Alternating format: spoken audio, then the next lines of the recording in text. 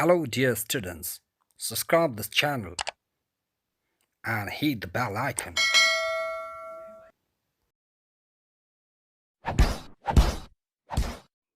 नमस्कार सम्पूर्ण प्यारा विद्यार्थी भाइ बहिनीहरूलाई मेरो यस च्यानलमा स्वागत छ जसको नाम रहेको छ Hseb Suraj र यो आजको भिडियो ज्यादै महत्त्वपूर्ण रहेको छ सो प्लिज यस भिडियोलाई फर्स्टदेखि लास्टसम्म हेरिदिनु होला मैले आफ्नो प्रत्येक भिडियोमा सम्पूर्ण विद्यार्थी भाइ बहिनीहरूलाई एउटा रिक्वेस्ट गरेको हुन्छु र त्यो रिक्वेस्ट हो मैले प्रस्तुत गरेका पोइन्ट्सहरू मैले बोलेका लाइनहरूलाई एउटा राम्रो नोट कपी बनाएर पढ्ने बानी बसालौँ यदि तपाईँ यसरी पढ्नुहुन्छ भने मलाई आशा छ कि आउँदो एनईबी बोर्ड एक्जामिनेसनमा तपाईँ अङ्ग्रेजी विषयमा राम्रो अङ्क प्राप्त गरी उत्तीर्ण हुनुहुनेछ र यदि तपाईलाई अङ्ग्रेजी विषयका च्याप्टरहरू चाहिएको छ भने तपाईँ यसै भिडियोको डिस्क्रिप्सन बक्समा गई हेर्न सक्नुहुन्छ तपाईले हेर्न खोजेको भिडियो सजिलै तपाईँ त्यहाँबाट हेर्न सक्नुहुन्छ त्यति मात्र होइन यस भिडियोको आई बटनमा प्रत्येक 3-3 मिनेटको अन्तरालमा मैले लिङ्कहरू राखेको छु तपाईँ आई बटनको लिङ्कमा क्लिक गरी भिडियो सेक्सनमा गई आफूले चाहेको च्याप्टर सजिलै हेर्न सक्नुहुनेछ र यदि तपाईँ यस च्यानलमा न्यू हुनुहुन्छ भने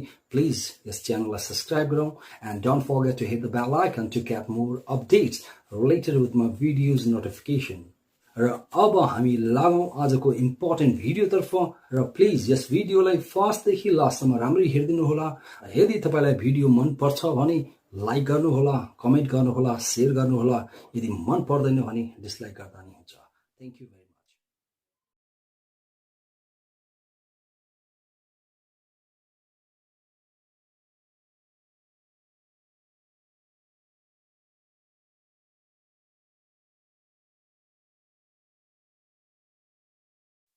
Let's start. Answer the following questions. निम्नलिखित प्रश्नहरूका उत्तर दिनुहोस् Question number A. Where did the children used to play? बालबालिकाहरू कहाँ खेल्ने गर्दथे And the answer is the children used to play in a beautiful garden of giant during afternoon time after the school. बालबालिकाहरू मध्याह्नको समयमा तिनीहरूको विद्यालय पश्चात दानवको एक सुन्दर बगैँचामा खेल्ने गर्दथे Question number B. What did the snow and the frost do to the garden?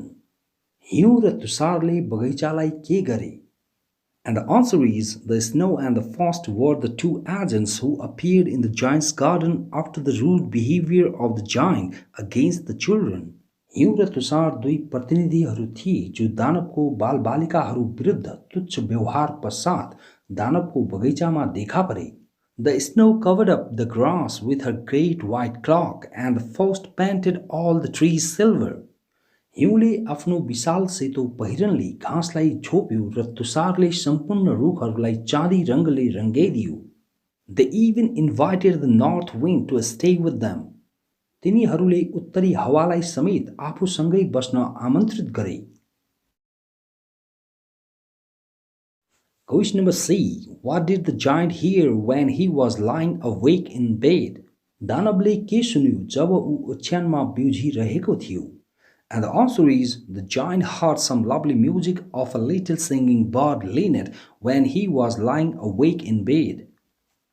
Danwale एउटा सानो गीत गाउने चरा लिनेटको केही प्यारो सङ्गीत सुन्यो जब ऊ ओछ्यानमा बिउझिरहेको थियो He heard the music after a long time.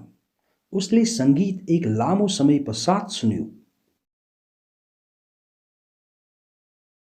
Question number D. Why do you think spring season never came to the giant's garden?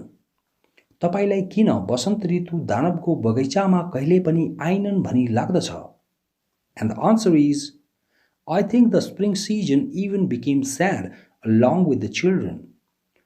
मलाई लाग्दछ वसन्त ऋतु समेत बालबालिकाहरूसँगै दुखी भइन् She became so angry and never came to the giant's garden to find the giant's rudeness and selfishness against the innocent children.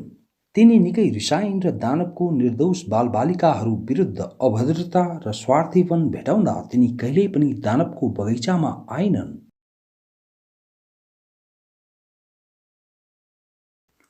Question number E. How did the giant realize his mistake? कसरी दानवले आफ्नो गल्ती थाहा पायो And the answer is The giant realized his mistake by experiencing unusual changes in his garden. Danwale आफ्नो बगैँचामा असाधारण परिवर्तनहरूको अनुभव गरी आफ्नो गल्ती थाहा पायो. He found out snow, frost, north wind, fog, etc. in his garden. उसले आफ्नो बगैँचामा हिउँ, तुषार, उत्तरी हावा, कुहिरो इत्यादि भेटायो. He felt guilty himself for all those acts which he had done against the children. उसले ती सम्पूर्ण कार्यहरूका लागि स्वयंलाई दोषी महसुस गर्यो जुन उसले बालबालिकाहरूका विरुद्धमा गरेको थियो.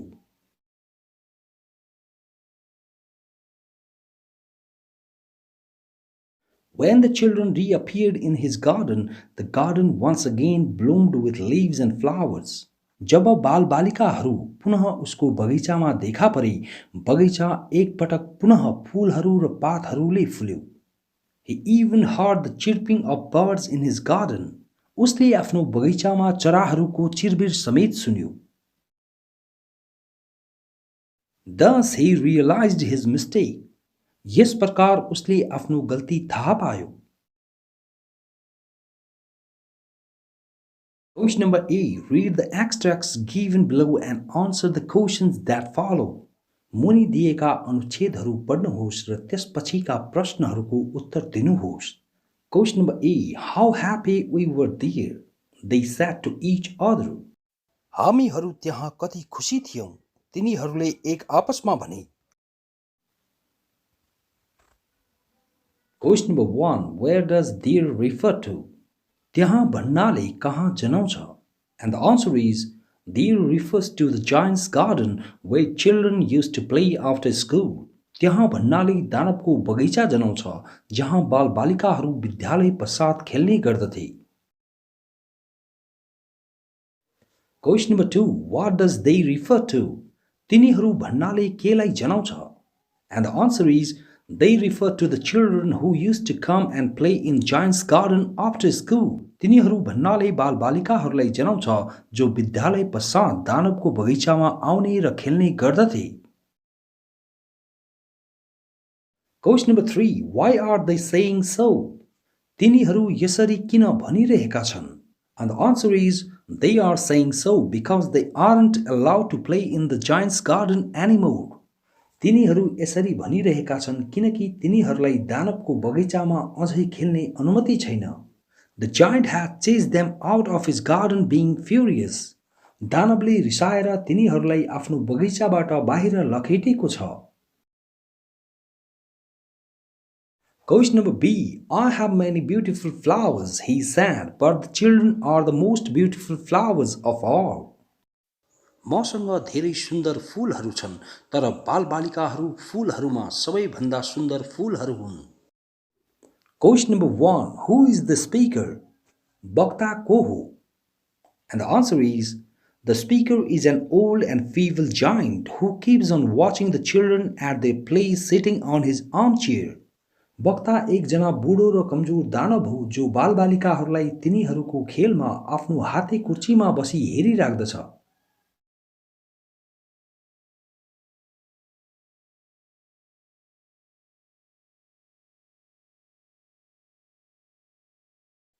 Question number 2. Who is he speaking to?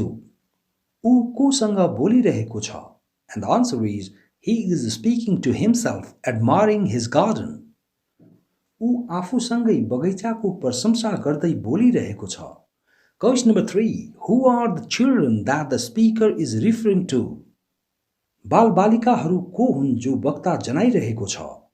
The children that the speaker is referring to are the small and innocent school children who enjoy a lot in giant's garden. बालबालिकाहरू जो वक्ता जनाइरहेको छ साना र निर्दोष स्कुले बालबालिकाहरू हुन् जो दानवको बगैँचामा ज्यादै आनन्द उठाउँछन्. Question number 4. Why is the speaker saying that the children are the most beautiful flowers of all? किन वक्ता सबै फूलहरूमा सबैभन्दा सुन्दर फूलहरू बालबालिकाहरू हुन् भनी भनिरहेको छ? And the answer is, the speaker is saying that the children are the most beautiful flowers of all because he has experienced the presence of children in his garden. वक्ता सबै फूलहरूमा सबैभन्दा सुन्दर फूलहरू बालबालिकाहरू हुन् भनी भनिरहेको छ किनकि उसले आफ्नो बगैँचामा बालबालिकाहरूको उपस्थिति अनुभव गरेको छ। He has observed their simplicity and innocence. उसले तिनीहरूको सरलता र निर्दोषता अवलोकन गरेको छ। He believes that the children are the gift of beautiful nature and their presence has made the entire garden look so beautiful and bloom with different kinds of leaves and flowers. ऊ बालबालिकाहरूलाई सुन्दर प्रकृतिको उपहार ठान्दछ र तिनीहरूको उपस्थितिले सम्पूर्ण बगैँचा सुन्दर देखिने र फरक प्रकारका पातहरू र फूलहरूले फुल्ने बनाएको छ।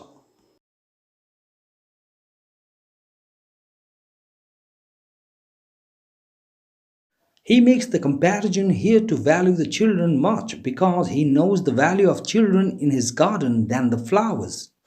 ऊ यहाँ बालबालिकाहरूलाई बढी मान्यता दिन तुलना गर्दछ किनकि उसलाई आफ्नो बगैँचामा फूलहरूभन्दा बढी मान्यता बालबालिकाहरूको छ भन्ने कुरा थाहा छ।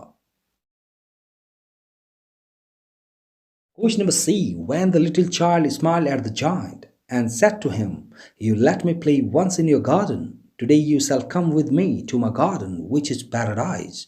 Shortly afterwards, the happy giant dies. जब सानो बालक दानवलाई हेरी मुस्कुरायो र उसलाई भन्यो, "तिमीले मलाई एक पटक आफ्नो बगैँचामा खेल्न दियौ। आज तिमी मसँगै मेरो बगैँचामा आउनेछौ, जुन स्वर्ग हो।" त्यसपछि छोटो समयमै खुसी दानव मर्दछ। What is the coincidence of this event? यो घटनाको दैव संयोग के हो? Describe it in relation to this fairy tale. यसलाई यो दन्त्यकथाको सम्बन्धमा वर्णन गर्नुहोस्। And the answer is, the next time the little child reappears in one of the garden's corners. अर्को पटक सानो बालक पुनः बगैँचाको एक कुनामा देखा पर्दछ। The giant is quite old and feeble at this time. यो समय दानव निकै बुढो र कमजोर हुन्छ। The little child appears this time to favor the giant who once had favored him to play in his garden. सानो बालक यो पटक दानवलाई सहयोग गर्न देखा पर्दछ जसले बालकलाई आफ्नो बगैँचामा खेल्न सहयोग गरेको थियो। The giant keeps on searching and waiting for the little child. दानव सानो बालकको खोजी र पर्खाइमा बसिराख्दछ। He is in reality alive only to meet the enchanted little child. ऊ वास्तवमा चमत्कारी सानो बालकलाई भेट्न जीवित हुन्छ। Finally, after the little child's words, he dies in the very afternoon. अन्तिममा सानो बालकका शब्दहरू पश्चात ऊ त्यही अपराह्नको समयमा मर्दछ।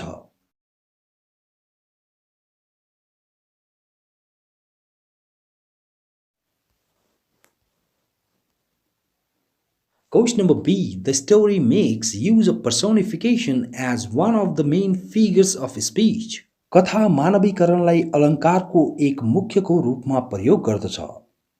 Cite 3 examples of personification from the story. कथाबाट मानवीकरणका 3वटा उदाहरणहरू उल्लेख गर्नुहोस्। What is the significance of the seasons personified in the story? कथामा ऋतुहरूको मानवीकरण गरिएको महत्त्व के छ?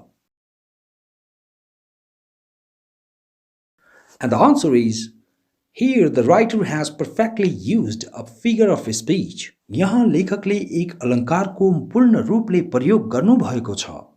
The 3 examples of personification are the snow, the frost and the north wind. 3वटा मानवीकरणका उदाहरणहरू हिउँ, तुषार र उत्तरी हावा हुन्।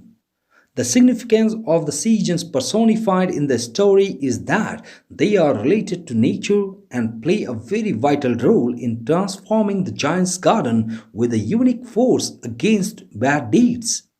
यस कथामा ऋतुहरूको मानवीकरणको महत्त्व यो हो कि तिनीहरू प्रकृतिसँग सम्बन्धित छन् र दानवको नराम्रा कार्यहरू विरुद्ध दानवको बगैँचा एक अद्वितीय बल साथ परिवर्तन गर्न महत्त्वपूर्ण भूमिका खेल्दछन्।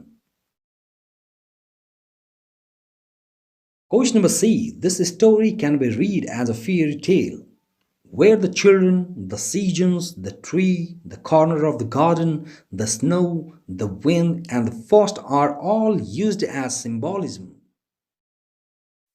यस कथालाई दन्त्यकथाको रूपमा पढ्न सकिन्छ, जहाँ बालबालिकाहरू ऋतुहरू, रुख, बगैँचाको कुना, हिउँ, हावा र तुषार जम्मै प्रतीकवादका रूपमा प्रयोग गरिन्छन्।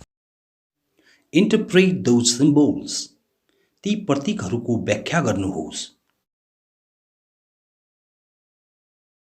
And the answer is here the spring season symbolizes happiness, whereas the winter season symbolizes suffering. यहाँ वसन्त ऋतुले खुशहालीको प्रतीक जनाउँछ, जबकि हिउँदले पीडाको प्रतीक जनाउँछ। The tree symbolizes the identity of the child as Christ. रुख सानो बालकलाई भगवान क्राइस्टको प्रतीकको रूपमा जनाउँछ। The corner of the garden symbolizes the sacred place of God from where redemption is possible. बगैँचाको कुना भगवानको पवित्र स्थानको प्रतीक जनाउँछ, जहाँबाट मोक्ष प्राप्ति सम्भव छ। The snow, the wind and the frost symbolize unique force against bad deeds. हिउँ, हावा र तुषार नराम्रा कार्यहरू विरुद्ध अद्वितीय बलका प्रतीकहरू हुन् भनी जनाउँछ। Question number D. Which figure of speech is used for winter, frost, snow, north wind, hail and little child? कुन अलङ्कारको प्रयोग हिउँद, तुषार, हिउँ, उत्तरी हावा, असिना र सानो बालकका लागि प्रयोग गरिन्छ?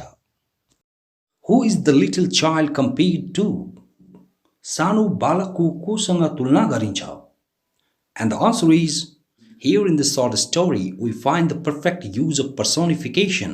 यहाँ यस कथामा हामीहरू मानवीकरणको पूर्ण प्रयोग भेटाउँछौँ। Here winter, frost, snow, north wind, hail and little child have been wonderfully personified. यहाँ हिउँद, तुषार, हिउँ, उत्तरी हावा, असिना र सानो बालकलाई गजब तरिकाले मानवीकरण गरिएको छ। Among these, winter, frost and snow have been personified as feminine gender with unique force. तिनीहरू मध्ये हिउँद, तुषार र हिउँलाई स्त्रीलिङ्ग झैं अद्वितीय बल साथ मानवीकरण गरिएको छ। They have done their tasks against the giant's axe. तिनीहरूले दानवका कार्यहरू विरुद्ध आफ्ना कार्यहरू गरेका छन्। The north wind, hail and little child have been personified as masculine gender with powers. उत्तरी हावा, असिना र सानो बालकलाई शक्तिहरू युक्त पुलिङ्गका रूपमा मानवीकरण गरिएको छ। The little child is compared to the Almighty Lord Jesus here in this story. सानो बालकलाई यस कथामा सर्वशक्तिमान भगवान जीसससँग तुलना गरिन्छ। This little child has been presented with divine powers who has the power to change each and everything. यो सानो बालकलाई दैविक शक्तिहरू साथ प्रस्तुत गरिएको छ, जोसँग प्रत्येक कुरा परिवर्तन गर्ने शक्ति छ। Due to his presence, the garden has been bloomed with beautiful leaves and flowers. उसको उपस्थितिले गर्दा बगैँचा सुन्दर पातहरू र फूलहरूले फुलेको छ। The signs of two nails on the palms and feet of the little child have reminded us of the crucifixion of Lord Jesus. सानो बालकका हत्केलाहरू र गोडाहरूमा भएका दुईवटा काँटीहरूका चिन्हहरूले हामीहरूलाई भगवान जीससलाई शूलीमा चढाएको कुरा सम्झना दिलाएको छ।